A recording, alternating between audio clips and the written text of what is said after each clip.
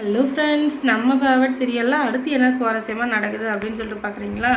தீபிகாவோட ஒரு அந்த போலீஸ் மூளை என்ன சொல்லுது அப்படின்னு சொல்லிட்டு பார்த்தீங்கன்னா, மல்லி இதை செஞ்சதுக்கான வாய்ப்பு இருக்குது அப்படின்னு எதுக்காக சொல்கிறாங்கன்னா, மல்லியை பழி வாங்கணும் அப்படின்ற ஒரே எண்ணத்துக்காக தான்.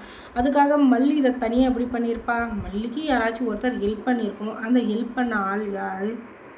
அதுக்கப்புறம் மல்லிக்கு அப்படியே ஹெல்ப் பண்ணியிருந்தாலும் மல்லி இதை எப்படி தனியாக செஞ்சுருப்பா? அவள் கூட செஞ்சவங்க யார்?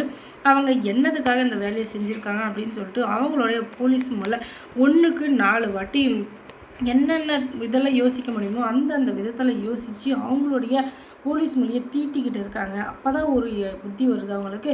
என்னதான் இந்த கதிரேசன் வந்து நல்லவனாகவே இருந்தாலும் கதிரேசனோட இன்னொரு முகம் என்ன சொல்லுது அப்படின்னு சொல்லிட்டு அவங்க விசாரித்த வரைக்கும் பார்த்தா, கதிரேசன் நிறைய வந்து தப்பான வழியில் நிறைய வேலை செஞ்சுருக்காரு. அதுவும் இல்லாமல் இந்த கதிரேசன் பணத்தை வச்சு நிறையா பேரோட வாயெல்லாம் அடைச்சிருக்காரு. அதுக்கப்புறம் அவங்க சொல்கிற வேலைக்கெல்லாம் பணமும் கொடுத்துருக்காரு. இப்படி இருக்கிற பட்சத்தில் இவர் ஏன் இதை செஞ்சுருக்கக்கூடாது அப்படின்னு சொல்லிட்டு ஒரு பக்கம் டவுட் வர, மறுநாள் காலையில் அவங்க வீட்டுக்கே போகிறாங்க. நாங்கள் உங்களை விசாரிக்கணும் அப்படின்னு சொல்ல, எதுக்காக மேடம், எதுக்காக என்ன விசாரிக்கணும்னு சொல்கிறீங்க? எனக்கு ஒன்றுமே புரியல அப்படின்னு இவங்க சொல்ல, உடனே அதுவா, நீங்கள் தான் அந்த சுடரை கொலை பண்ணீங்க அப்படின்னு சொல்லிட்டு நான் கன்ஃபார்மாக சொல்ல வரல. ஆனால் டவுட்டுன்னு ஒன்று இருக்குல்ல, அந்த டவுட் எனக்கு உங்கள் மேலே இருக்குது. மல்லி தான் செஞ்சுருப்பான்னு 100% தெரியும். ஆனால் அவள் எப்படி தனியாக செஞ்சுருப்பா? அவளுக்கு யாராச்சும் ஒருத்தர் உதவி பண்ணியிருக்கணும்ல.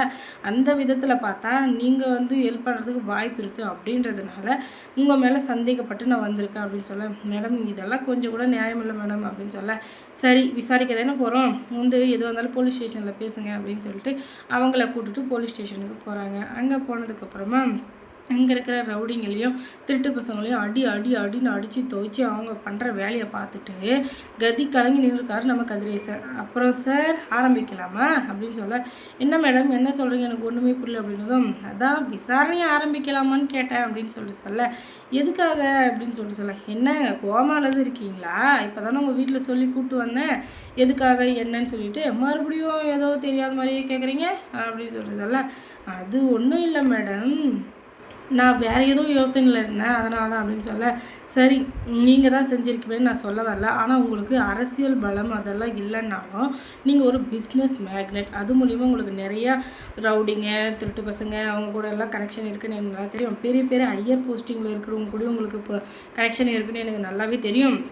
அது மூலிமா நீங்கள் ஏன் சுடரை கொலை பண்ணியிருக்கக்கூடாது? அந்த கொலையை பண்ணிவிட்டு ஏன் நீங்கள் அதை வந்து இந்த விஜய் மேலேயும் மல்லி மேலேயும் போட்டிருக்கக்கூடாது? அதுவும் இல்லாமல் இந்த கேஸில் நீங்கள் தப்பிக்கிறதுக்காக நீங்கள் ஏன் நிறைய வேலை பார்த்துருக்கக்கூடாதுன்னு சொல்லிட்டு எனக்கு நிறைய ஒரு இது வருது, கொஷின் மேலே கொஷினாக. ஆனால் அதை கேட்கலாமா வேண்டாமா அப்படின்னு சொல்லிட்டு பார்த்தா கேட்டுதேன்னு ஆகணும், இல்லைன்னா என் சந்தேகம் தீராதுல்ல. அதனால் இப்போ நீங்கள் என்ன பண்ணுறீங்கன்னா, என்ன நடந்துச்சு அப்படின்றத டக்குன்னு சொன்னீங்கன்னா எனக்கு கொஞ்சம் யூஸ்ஃபுல்லாக இருக்கும். இல்லைன்னா உங்களுக்கும் வாக்குவாதம் எனக்கும் வாக்குவாதம், அப்புறம் பின்னாடி கைகலப்பாக மாறுறதுக்கு நிறைய வாய்ப்பு இருக்குது அப்படின்னு சொல்ல, ஐயோ மேடம் இவ்வளோ கேட்டதுக்கு பின்னாடி நான் கண்டிப்பாக உண்மையை சொல்லிடுறேன்.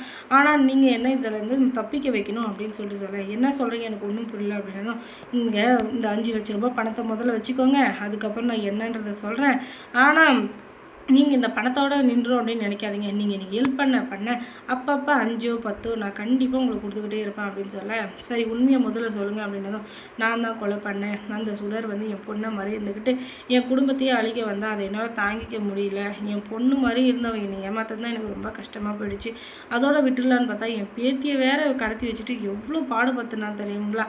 அவளால் என் மருமகன் விஜயும் வந்து ஜெயிலேருந்து கஷ்டப்பட்டுருக்காரு. இவ்வளோத்தையும் பார்த்து என்னால் மனசு தாங்க முடியாமல் தான் அவளை தேடி போய் என் கையால் கொண்டேன்னு சொல்லிட்டு எல்லாத்தையும் அவர் சொல்ல, அது எல்லாத்தையும் ஏற்கனவே ரெக்கார்ட் பண்ணி வச்சுருக்காங்க இந்த தீபிகா. அது மொத்தத்தையும் கொண்டு போய் கோர்ட்டில் ப்ரொடியூஸ் பண்ண போகிறாங்க.